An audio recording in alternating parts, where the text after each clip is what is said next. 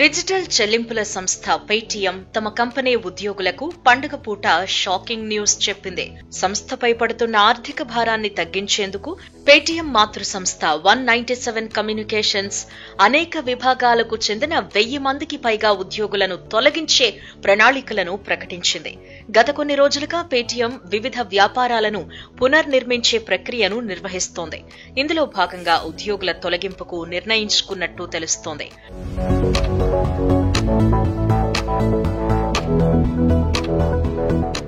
తమ సంస్థలో తాజాగా కృత్రిమ మేధను అమలు చేయటం మొదలుపెట్టిన పేటీఎం ఇందులో భాగంగా 1000 మందికి పైగా ఉద్యోగులకు లే ఆఫ్లు ఇచ్చేసినట్టు తెలుస్తోంది.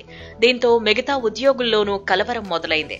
కృత్రిమ మేధ వాడకం కారణంగా ఉద్యోగులకు లే ఆఫ్లు ఇస్తున్న సంస్థల జాబితాలో పేటీఎం కూడా చేరడంతో ఇండస్ట్రీలోనూ కలకలం రేగుతోంది.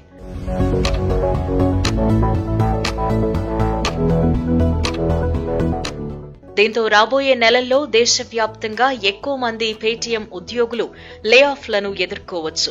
1000 కంటే ఎక్కువ మంది ఉద్యోగులను తొలగించిన తరువాత పేటీఎం దేశంలోని కొత్త యుగం టెక్ సంస్థలో అతిపెద్ద తొలగింపులలో ఒకటిగా మారింది. ముఖ్యంగా దేశంలోని స్టార్టప్ కంపెనీలు 2023లో ఉద్యోగుల తొలగింపులో ముందంజలో ఉన్నాయి.